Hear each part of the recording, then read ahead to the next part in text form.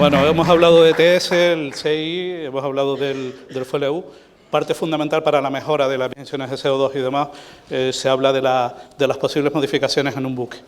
Hoy tenemos aquí, para esta ponencia, a Jonathan Pérez, ingeniero industrial mecánico, es CEO de la empresa Hidramar, el grupo Hidramar, que compone las dos empresas Hidramar y Tenerife Shipyard, y nos va a hablar hoy del apoyo de la reparación naval, en la contribución de esta reparación naval en la eficiencia energética y lo que supone para esta reparación naval a futuro la posición de Tenerife. Nada, gracias, Jonathan. Muchas gracias, Rafael. Primero que nada, agradecer a la cátedra que me dé la oportunidad de estar hoy aquí y de expresar mi opinión. Desde luego estoy abrumado por el nivel de los ponentes. Mi charla va a ser más una exposición de la visión que nosotros tenemos como empresa desde el punto de vista de cuál va a ser la influencia de esas transformaciones que van a tener que llevar a cabo en los buques y la visión económica desde el punto de vista del armador, de lo que esas inversiones van a suponer y cómo esas oportunidades que se nos brindan gracias a estas inversiones que se van a cometer, cómo podemos capturar alguna de ellas, de esas oportunidades, teniendo en cuenta que competimos en un mercado global. Yo básicamente voy a intentar aterrizar partiendo de 3-4 tecnologías que se están aplicando ya para reducción de emisiones, lo que técnicamente supone en la transformación de un buque en un retrofit para integrar esta tecnología. Así vamos a ir a partir de sistemas de lubricación de aire, vamos a ir con propulsión por viento o eólica. Vamos a analizar un poco lo que supone una conversión para dual fuel, en el cual pasemos de quemar solamente heavy fuel oil a quemar algunos de los combustibles que están en fase gas, bien sea gas natural licuado o metanol o cualquiera de ellos. Y por último, vamos a analizar una que, si bien es posiblemente una de las inversiones menores, es una de las que posiblemente en los próximos años los armadores van a cometer con más frecuencia, que es el cambio del coating de los cascos, de la pintura del casco, pasando de los tradicionales tratamientos de anti-fouling a un tratamiento base silicona y lo que ello supone desde el punto de vista de la cuenta de resultados del armador. Bueno, partiendo de la tecnología de Air Lubrication, básicamente esta tecnología pretende reducir la fricción del casco mientras navega a base de inyectar aire en el fondo plano del barco. Esto básicamente consigue reducir el coeficiente de fricción viscosa del agua gracias a un colchón de burbujas de aire que se crea en el fondo plano del buque. Cuando pensemos en qué va a suponer la inversión, el alcance técnico de un retrofit en un barco que ya está navegando, que puede tener 8, 10, 12 años, y tenemos que afrontar esta inversión. Pues bueno, básicamente los sistemas principales que influyen dentro de un sistema de lubricación de aire, en el fondo plano del barco hay que realizar un montón de cesáreas y hay que colocar unas cajas de inyección de aire, que es básicamente por donde inyectamos el aire. Hay que desarrollar toda una red de tuberías con caudalímetros y demás para poder controlar la cantidad de lubricación que inyectamos en cada momento.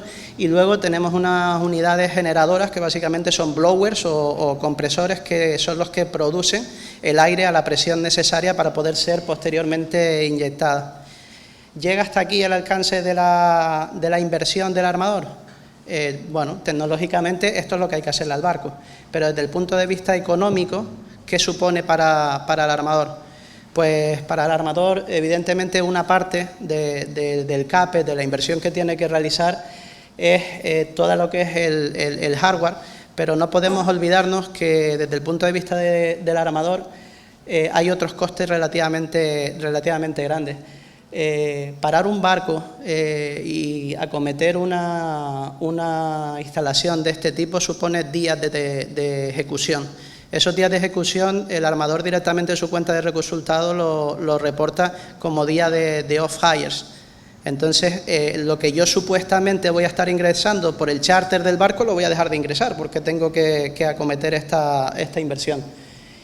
Y luego, aparte de eso, hay otro gran ítem en la cuenta de resultados de ese SEO que tiene que tomar la decisión de hacer esa inversión o no. Y es, yo voy a tener o no voy a tener un desvío desde mis rutas tradicionales de reparación. Es decir, si yo puedo acometer mi reparación en el lugar donde lo estoy haciendo, desde luego va a ser mucho más competitivo, y si me tengo que desviar a China porque los costes de la instalación son mucho menores, pues voy a tener otro punto en mi cuenta de resultados. Si yo estoy haciendo trading global y tengo la oportunidad de tener una carga en China y aprovechar y hacer varada, pues bueno, es una oportunidad, pero en líneas regionales, en barcos que están haciendo líneas Tier 2, en regiones oceánicas como puede ser el Atlántico, a los armadores no siempre se le abren esas ventanas, depende del tipo de fletamento y cargamento. ¿Por qué explicar un poco la visión global de la cuenta de resultados desde el punto de armador? Sin duda, yo creo que todos estamos de acuerdo aquí en esta sala que en los próximos años se van a abrir oportunidades y va a haber grandes inversiones en diferentes tecnologías. Nadie tiene claro cuál va a ser la que va a ganar, pero va a haber grandes inversiones en tecnologías que van dirigidas a reducir las emisiones. ¿Por qué? Desde luego, desde siempre, desde el principio de los tiempos, los armadores siempre han intentado reducir las emisiones. ¿Por qué? Porque van conectadas con la cantidad de combustible que consumimos, y al final la cantidad de combustible que consumimos mientras hacemos trading es uno de los puntos mayores en la cuenta de resultados de un armador. Entonces, desde siempre se ha estado intentando reducir el consumo de combustibles en los buques, pero ahora le hemos metido a esto un acelerador, le hemos puesto un turbo y hemos montado un sistema de sanciones o un sistema de emisiones en el cual además tengo otro interés más para maximizarlo. ¿Qué provoca esto? Pues cosas que antes no eran rentables desde el punto de vista económico, pues ahora con el ahorro que sí que me va a subir puede ser rentable. Estas oportunidades van a estar ahí, pero también hay que tener en cuenta que la industria marítima es una industria internacional. No quiere decir esto que vamos a tener aquí en Canarias 80 transformaciones de este tipo al año. De eso podemos estar seguros. ¿Cuántas conversiones de este tipo podemos tener en Canarias? Depende de cuánto de competitivos seamos, sin duda. Ser competitivo en este sector requiere, y es algo que los armadores nos están pidiendo cada vez con más ahínco, una integración entre tres partes muy importantes. El primer integrador es la empresa o compañía que fabrica la tecnología. La segunda pata de esa ecuación son los astilleros y las ingenierías que desarrollan toda la ingeniería para calcular y controlar todo lo que hay que hacerle en el barco para poder hacerle este retrofit. Y la tercera pata importante en esta ecuación son las sociedades de clasificación. El armador al final quiere que nosotros nos aproximemos a él con un proyecto en el cual él esté seguro de que todo cumple con las reglas y normativas necesarias para que el barco pueda mantener sus certificaciones y seguir trabajando y manteniendo el barco asegurado y en charter. Entonces, ¿qué tenemos que hacer desde el punto de vista de la reparación naval y del astillero o de los astilleros? Tenemos que una vez entendido esto, tenemos que ver qué tecnologías podemos aplicar para poder reducir al máximo los tiempos de implementación de esa tecnología, en este caso sistemas de lubricación, y tenemos que hacernos con aquellos recursos necesarios para poder ejecutarlo. Desde luego, ningún astillero que no tenga capacidad de varada va a poder instalar un sistema de esto, porque evidentemente bajo la línea de flotación hay que instalar un montón de equipos de inyección de aire, y hacerlo con cofferdam desde luego lo hace totalmente ineficiente. Entonces, una vez hacemos las inversiones, tenemos que acudir a atender y a entender qué tecnologías hay en el mercado para reducir el tiempo de ejecución. En ese sentido, pues evidentemente gracias a esa colaboración entre el fabricante de la tecnología, el astillero y la ingeniería que ejecuta la planificación de toda la inversión y la sociedad de clasificación, tenemos que asegurarnos que el proyecto está completamente terminado, visado, aprobado y listo para poder implementarlo. A partir de tecnologías que hay disponibles, como pueden ser los escaneados 3D y demás, podemos hacer todo el enrutado de tubería y podemos tener todo perfectamente fabricado antes que lleguemos antes de que el barco llegue incluso a hacer la reparación. Haciendo esto, al final reducimos el importe total de la cuenta y es como nosotros podemos ponernos y posicionarnos dentro de un mercado para poder atraer cada vez más retrofits de este tipo. Un sistema de air lubrication en el mercado supone para un armador, quitando los gastos de bio y los gastos operativos que puedan suponer en puertos, servicios prácticos portuarios, un rango de inversión entre 1 y 3 millones de euros, un sistema de esto. Y evidentemente, pues en el barco te obliga a encontrar una sala que posiblemente antiguamente era un pañol, en el que lo tienes que reconvertir, acomodarlo para poder meter la maquinaria, los compresores y demás. Cuando en un pañol tú metes maquinaria, compresores, etcétera, empiezan a aparecer desafíos nuevos, porque aquel pañol estaba previsto para pañol, pero no para sala de máquina. Entonces, ¿qué hay de las instalaciones contra incendio? ¿Qué hay de...? Bueno, todo eso hay que tenerlo bien estudiado, totalmente aprobado y totalmente prefabricado antes de que el barco llegue para poder minimizarlo. Si lo hacemos así y somos capaces de ejecutarlo en el menor plazo posible, pues bueno, ahí es cuando tú empiezas a ganarle cuota de mercado para que el armador no asuma la decisión de desviarse y de asumir otro tipo de gastos para ir a otro sitio o a otra zona donde los costes laborales puedan ser inferiores. Otra de las tecnologías, Wind Propulsion. Básicamente, dentro de Wind Propulsion hay diferentes subtecnologías. Hay velas puras, hay velas de succión, hay rotosails, pero básicamente el principio es todo el mismo. Es mediante diferentes tecnologías conseguir un impulso en el barco que me permita, parte de la energía necesaria para navegar, aprovecharla del viento. ¿Qué supone una conversión en un barco para instalar un wheel sail? Pues evidentemente en aquel punto donde se instalen las velas o los rotosails o cualquiera de estas tecnologías, va a haber unas concentraciones de esfuerzos propias por el propio peso de la unidad, y también va a haber una serie de concentraciones por el esfuerzo o empuje que aplica sobre el buque.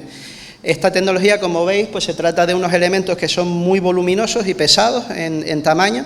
El armador va a buscar siempre también un astillero o una industria que tenga un buen soporte logístico, porque va a necesitar que sea conveniente la cadena logística para recibir esos equipos, descargarlos con estibadores, poder almacenarlo y poderlo tener listo cerca, de la manera más eficiente, a donde se vayan a instalar. Por la volumetría, estos elementos a veces complican o dificultan la operativa del buque. ¿En qué sentido? Pues evidentemente si estamos en rutas donde tenemos puentes y demás, pues vamos a tener dificultades para poder cruzar. Dependiendo del tipo de barco, si es bulk carrier o carga proyecto o ferry, pues bueno, las terminales donde se cargan y se descargan esas unidades pueden suponer un problema, y por eso se necesitan otros sistemas auxiliares, como pueden ser desplazadores para esas velas o sistemas de abatimiento. Estos son todos puntos que tenemos que tener en cuenta. Además del propio equipo que genera la impulsión, después hay una serie de equipos y controles. Todos estos equipos llevan tanto motores eléctricos como unidades hidráulicas y demás, que bien propulsan un rotosail o cambian el ángulo o orientación de la vela y demás. Este equipo necesita ser alimentado desde la planta de potencia del barco. Tenemos que ver que el equilibrio de los balances de potencia no sean suficientes para poder, si tenemos que añadir, o si tenemos que, en todo caso, en la sala de control, en el switchboard room, vamos a tener que ser capaces de incrementar los equipos de control y de protección para alimentar estas nuevas líneas y hacer todos los tendidos. Y por último, estos equipos también tienen un montón de sensores y de monitorización que básicamente son anemómetros y demás, que miden la intensidad y dirección del viento para ajustar mientras navega y conseguir el mayor rendimiento posible. Conversiones a dual fuel de barcos que queman marine gas oil o heavy fuel oil a dual fuel para fuel combustibles en base gas. El rango de conversiones aquí es inmenso. Es importantísimo entender cuál es el objetivo que persigue el armador. En algunos casos el objetivo del armador puede ser simplemente reducir sus emisiones en puerto, y puede intentar montar un segundo sistema solamente para cuando estoy en puerto poder conectar y poder desconectar y dejar de quemar heavy fuel oil. En función del tipo de utilización y de si yo quiero navegar realmente a gas, pues voy a necesitar, en función de la autonomía, pues mayor capacidad de almacenaje o menos. Por ejemplo, en esta imagen tenemos uno de los barcos, una de las conversiones más importantes que se ha hecho de este tipo, que navega full a sistema LNG, puede totalmente navegar en heavy fuel oil o en gas natural licuado. ¿Qué supone una conversión de un barco a dual fuel? Básicamente te supone, a grandes rasgos, instalar en la sala de máquinas un sistema de combustible completo. Entonces el sistema de combustible empieza con el almacenaje. Tenemos que tener un elemento donde podamos almacenar ese nuevo combustible. Antes incluso del almacenaje tenemos que tener una planta o equipamiento para poder hacer búnker, es decir, para poder tomar ese combustible, y luego la planta tiene todos los elementos de filtrado, tratamiento, compresión, para poder quemar ese combustible de la forma adecuada que se requiera. Hay que tener en cuenta que cuando nosotros en una sala de máquinas montamos un dual fuel y metemos gas para poder quemarlo, empieza a haber un montón de complicaciones que en el barco preexistente o en el diseño preexistente no existían. ¿Cuáles son esas complicaciones? Pues evidentemente el sistema contra incendio estaba diseñado para heavy fuel oil con una serie de condiciones. El sistema de ventilación de las cámaras de máquinas estaba diseñado para los riesgos que hay, y evidentemente si tenemos una fuga de gas en una sala de máquinas, pues vamos a tener que tener en cuenta todos esos elementos, y bueno, la ingeniería o astillero que vaya a hacer esa conversión tiene que tener en cuenta que tiene que actualizar todos estos otros sistemas según las reglas de las sociedades de clasificación que apliquen en cada momento. ¿Qué supone una conversión? Pues bueno, básicamente normalmente se usa el mismo motor, y algo que siempre hay que hacer es sustituir todas las culatas de cada uno de los motores, y normalmente se sustituyen por culatas que llevan doble sistema de inyección, o sea, dos inyectores diferentes, de tal forma que puede inyectar o heavy fuel oil después de ser tratado, calentado y demás, o gas. Por supuesto, sobre el propio motor hay que hacer toda la instalación de suministro asociada a esta inyección. Y otro de los elementos importantes es pues todo lo que es el sistema de almacenamiento, que en función de la autonomía que nosotros queramos darle al barco después de esa transformación, pues será mayor o menor. Esto es uno de los grandes puntos que hace que el armador se piense muy mucho si afrontar una conversión a dual fuel para navegación oceánica, porque al final la cantidad de combustible que tienes que llevar normalmente termina reduciendo la capacidad de carga del buque, y al final el armador de donde gana dinero es de las toneladas de mercancía que es capaz de transportar en cada caso. La última de las tecnologías es un poco la que en mi opinión yo creo que va a ser más habitual en los próximos años, que es sustituir los sistemas tradicionales de anti-fouling y de coating, de protección del casco de los barcos, por tecnología con silicona. ¿Qué supone la inversión para el armador? Pues normalmente este tipo de inversiones en barcos de 50, 80.000 toneladas de desplazamiento suele rondarle entre los 300.000 y medio millón de euros, pero solamente esto suele conseguir ahorros de combustible de entre en torno al 5 y 7%, esta única inversión, por lo cual ya estamos viendo que es una de las más que se está aplicando. Las reuniones que tenemos con los armadores vemos que prácticamente la mayoría de ellos está enfocando muy mucho a cambiar a esta tecnología. Tiene sus dificultades. Para que la silicona funcione bien tienen que ser barcos que estén continuamente navegando. En el sector offshore no lo veremos tanto porque son barcos que están más estacionarios haciendo un trabajo en una zona específica, pero en barcos del tráfico marítimo internacional cada vez va a ser más habitual. Normalmente para el cambio a silicona del coating de un barco va a ser necesario retirar todo el esquema de pintura anterior, con lo cual si normalmente cuando vamos a dique nosotros hacemos un spot blasting de un 10 o un 20% de la superficie, nos obliga a retirar totalmente el coating de toda la obra viva del barco y aplicar todo el esquema completo de nuevo. Para esto, pues bueno, sí que la industria se ha puesto las pilas, se están desarrollando un montón de sistemas nuevos en los cuales se están haciendo con agua a alta presión. Antiguamente ustedes, no sé si recordarán, pero siendo del sector seguro que lo han visto, en muchísimos astilleros el eliminar la protección de pintura se hacía mediante granalla, mediante abrasivo, y hacía que tuviera un impacto medioambiental muy grande. Hoy en día se está optando por estas tecnologías donde agua a presión en torno a 2000 bares y con un sistema de succión eliminan la pintura, se recoge el 100% del agua prácticamente sin emitir absolutamente nada, y ese agua puede ser vuelto a filtrar y a tratar para reutilizarlo, con lo cual conseguimos un sistema circular en el que prácticamente no hay emisiones.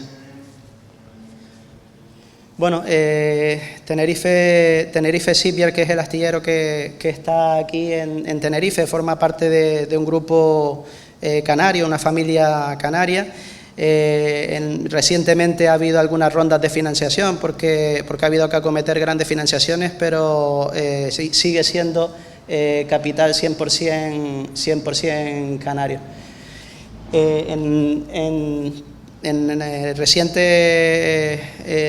Últimamente hemos presentado la construcción de un dique flotante que llevábamos proyectando muchísimo tiempo, después de estar buscando en el mercado de segunda mano, un poco relacionado con todas estas inversiones que se están acometiendo. Prácticamente ningún astillero en el mundo está dispuesto ahora mismo a deshacerse de sus activos porque las cargas de trabajo son muy grandes en casi todos ellos. Y por lo tanto hemos optado por construir un dique. Esto nos permite preparar ese dique ya con vistas a los proyectos que pensamos hacer. Este dique ya viene equipado con 4 tanques de slopes que básicamente van a recoger todas las aguas productos del hidroblasting y demás, y ya vienen con plantas de tratamiento de tal forma que no va a haber vertido alguno al mar de producto del tratamiento de los cascos de los barcos. Si vemos un poco las 4 tecnologías estas, pero si también analizamos pues la instalación de bulbos o la instalación de cabezotes de hélices para mejorar los rendimientos, incluso los scrubbers, prácticamente todas las tecnologías, quizás con la única excepción de Wind Propulsion, requieren de un dique seco. Entonces, la llegada de este dique para nosotros es fundamental para poder acometer este tipo de proyectos que sin duda van a ser habituales en el mercado. El dique que hemos adquirido básicamente se trata de un dique de tamaño Classic Panamax, que son los barcos que estaban diseñados para pasar por las antiguas esclusas de Panamá. Uno, cuando se abren las nuevas esclusas de Panamá, puede pensar que estos barcos van a tender a desaparecer, pero bueno, nosotros tenemos estudios hechos por Pricewaterhouse, de tal forma que en los últimos, desde el 2016 ahora, la flota mundial en el sector de Panamá está creciendo al 7%, mientras la flota total está creciendo un poco por debajo del 4%. ¿Qué nos dice esto? Si bien las líneas transoceánicas se están tendiendo a usar barcos cada vez más grandes y más gigantescos que maximizan el rendimiento combustible por tonelada transportado, en la línea regional, aquellas líneas que desde hubs reparten a todos los puertos de segunda línea, se siguen usando y cada vez más este diseño, porque la mayor parte de la red secundaria de puertos en el Atlántico está diseñado para este tamaño específico de buques. El Classic Panamá son barcos de 32,5 metros de manga y 230, 280 metros de largo. Prácticamente todos los bulk carrier y tankers de este diseño tienen entre 180 y 230, y algunos portacontenedores Panamax llegan incluso hasta 290 metros por 32,5. Para nosotros supone un impulso, una ilusión, una motivación para poder atender la demanda que tenemos de muchísimos clientes históricamente y para poder intentar formar parte y jugar un papel significativo en todo el proceso de descarbonización que va a sufrir la flota internacional. Y bueno, es un poco la presentación que tenía presentado, cualquier pregunta que quieran hacer.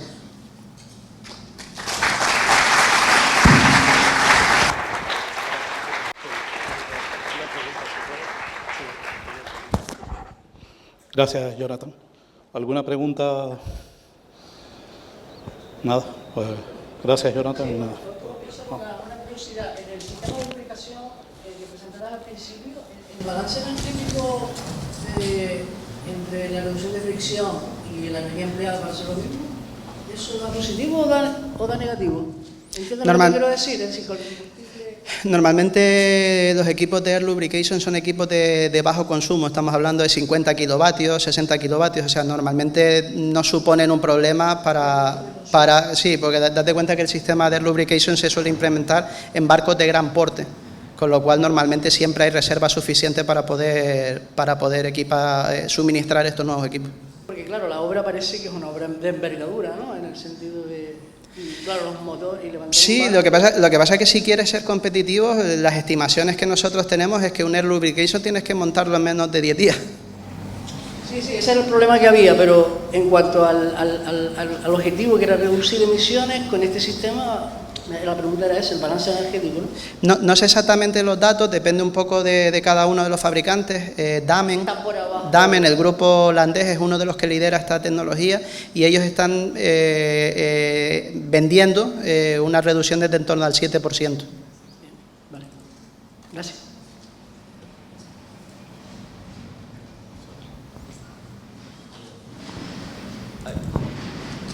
Lo que es, bueno, primero que nada, buenas tardes.